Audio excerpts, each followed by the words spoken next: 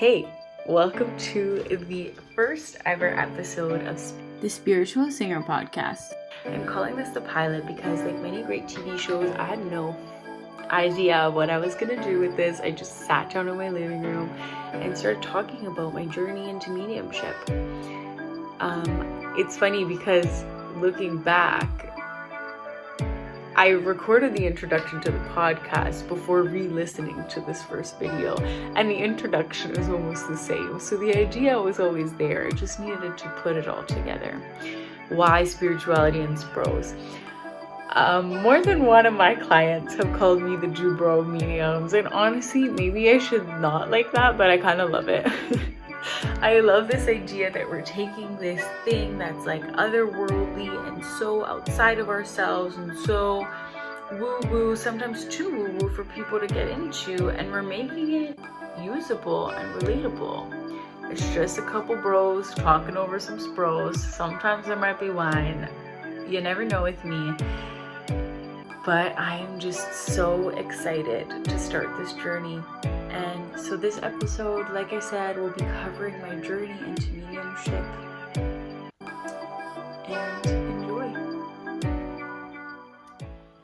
Hey, it's Jess, aka the Spiritual Singer, aka your friendly neighborhood dude bro medium. And this is going to be the first of our video segments, breaking down spiritual concepts into bite-sized pieces, things that you can digest and actually use in your everyday life instead of feeling like you need to find your crystal ball to figure it all out. Today we're going to talk about my most asked question, which is how did you get into mediumship? But past Jess went on a tangent, so we're helping her out. I think that people ask me this question because for one of two reasons. There's lots of reasons someone could ask me this. I think a lot of people ask in the hopes that they themselves have some kind of spiritual gift and they're looking for confirmation in that. I think that some people ask because they think that it's bull. And I think that some people just really want to understand, and they're expecting me to tell some story about how I was 5 years old and a ghost came into my room and I said I could see dead people, and that's just not what happened. Actually, I think one of the reasons that people love coming to me for readings and why people ask me to do these kinds of Q&As is because I was once a skeptic, and because I accept that there are people who are going to live and die and never ever once believe in anything spiritual, and that's okay. And I believe that those people can have a full and happy life. I also believe that these concepts that we're going to be breaking down can be explained many ways, and if the spirituality root of things doesn't fit for you, then find something that does. You know, when we talk about and I think this should definitely be a video, but when we talk about this idea of God and is there anything bigger out there, there's many words. I think I personally believe that all religions are talking about the same thing and they're just using different words. And if that didn't make you click out, that's good. We can keep going, because I also believe that when we talk about source energy and your connection to a higher power, that higher power can also be yourself, because depending on your beliefs, your higher self, your intuition is also a connection to God, to this bigger energy. And why not let your intuition guide you? If you prefer to be self-led, I mean, I understand I have a lot of clients who don't want to leave their fate in the hands of somebody else. They like to take that responsibility. And so for them, intuition is a lot more fitting than God or source or something outside of themselves. And to me, I kind of think it's all one and the same, but we'll get there another day. Continuing on, I was saying that I think that people like to come to me for readings because I too was once a skeptic. My grandmother, my parents are Italian. They came over to Canada as kids, and so I grew up speaking Italian with my grandmother, and she had this dream dictionary that I still have. And she was so into this stuff. Like, she was all about the juju.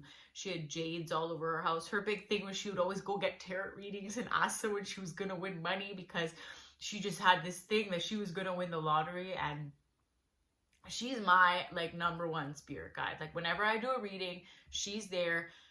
She is one of the only people who've passed over who I've had an actual physical experience with. And every time I gamble and I channel her, I win money.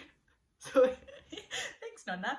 Anyways, that was my first experience with spiritual stuff. And I would say that I didn't really notice or like take it seriously until I was maybe 10. And then my mom, after my grandmother passed away, my mom would drag me to all these kinds of crazy stuff, because she was really interested in what's the real word? I shouldn't say juju, the esoteric, but she never liked to go alone. So she dragged me with her. And the first one, I mean, I was always interested too, because like I said, my grandmother would always go buy these readings. So I would buy a couple if I like saw somebody, you know, downtown Toronto, they have festivals, and like there would be like a tarot reader at the side of the road. And like maybe I'd spend the $20, but maybe I wouldn't. And she took me to this astrologer. I still have her number. I would trust her if anybody's interested in having a reading. She also reads tea leaves. And before I left, when I was sitting there, I thought it was bullshit. Like 18, 19-year-old Jess, I was like, she told me that my relationship wasn't right for me, that I was going to go to Germany to sing. And at that time, I was like, no, I'm marrying my high school sweetheart, which was my current boyfriend at the time. This lady's wrong. Why would I go to Germany? My dream was always to live in Italy. Why the would I do that? I'm saying that as I'm sitting in Germany right now. Very much not with that first boyfriend.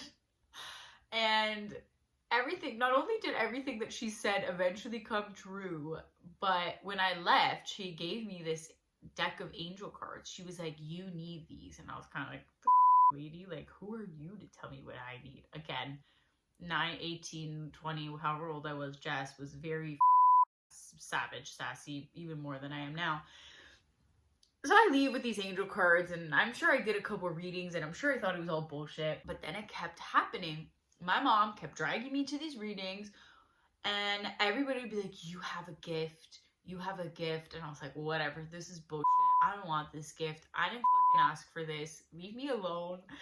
And literally to the point where I was on a road trip to New York, but nowhere, small town America, side of the road at a gas station.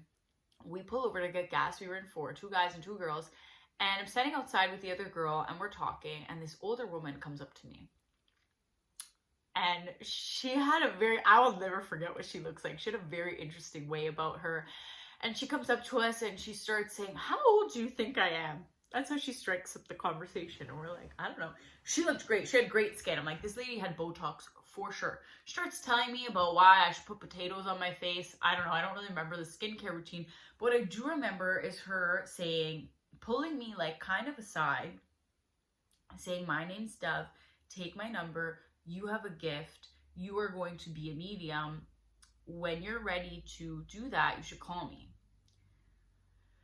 So at that point, I was kind of like, okay, maybe this is a real thing. Like maybe now, because we were literally in the middle of nowhere. This strange lady comes up to me and starts talking to me. I was like, okay, maybe, sure. After that, I had remembered, or maybe I'm just remembering it in this order now. After I ended things with that relationship that astrologer told me was very bad for me. And if I had gotten out of it at the time that she told me to, I probably would have saved myself a lot of tears and heartache. But like I said, 20-year-old, a 19-year-old Jess is very confident in her decisions. I got home one night from a party, and at that party I was wearing a purse that I had worn a million times. I had lent out to people a million times. I use this purse all the time. It's just a plain black purse. I went to bed that night, and in the middle of the night I felt my grandparents in my room, and I felt them covering me up, and I started bawling. I had realized that night that my relationship wasn't for me, that I was being gaslit, that I was not in a good situation, that I wasn't being appreciated or treated well, and my heart was absolutely broken. And they came to me, and it's really hard to explain. I've only ever felt spirit like in presence that time. Like, I'm not saying now, like when I read, if you've had a reading from me, you'll hear me say I see this. But in this situation, I'm saying I really saw them in my room. I really felt them cover me with my blanket. And shortly after, less than a year after this dove situation happened, other spiritual mentors and mediums were telling me, like, you need to do this, blah, blah, blah, blah, blah. So all of those things together, I was kind of like, okay, maybe. Then I learned how to read tarot cards. I know people say tarot. I don't know what's right. I don't think it matters. I don't think whoever's up there really gives a shit about how we're talking about them. So I'm going to just keep saying it my way. If you have a reason that could convince me to say it another way, please let me know, because I'd love you to change my mind. I love that. So I started reading tarot cards, and I wasn't serious about it. I was still reading from the book, but my readings were really, really accurate. So it was kind of weird, but it was just like a fun party trick to do. And then I left that relationship. I thought I was buying a house and getting married and going to teacher's college, and I scrapped all of that, and I moved to Germany to sing. A little bit on a whim. I was just following what I would now call my intuition or a nudge. But at the time, I didn't really know what it was. I just felt myself taking these little steps forward, and it resulted in me following my teacher. Everything kind of fell into place, and I followed my teacher to Germany. And doing that was before COVID started. I had the time of my life, getting to know myself, getting to know the country, traveled a lot, met a lot of good friends, had my best friend come, and we had the best time. A lot of good things happened. And then during quarantine, I happened to be in Canada. So I was in Toronto, and I was at home, and I was living with this person who was my best friend / partner, I guess, at the time. And I decided to make a course about girls moving abroad. And I thought, I did it. I want to teach other people how to do it. I've had such a great experience. I made so many mistakes. I want people to learn from my mistakes. Doing that got me into the online business space.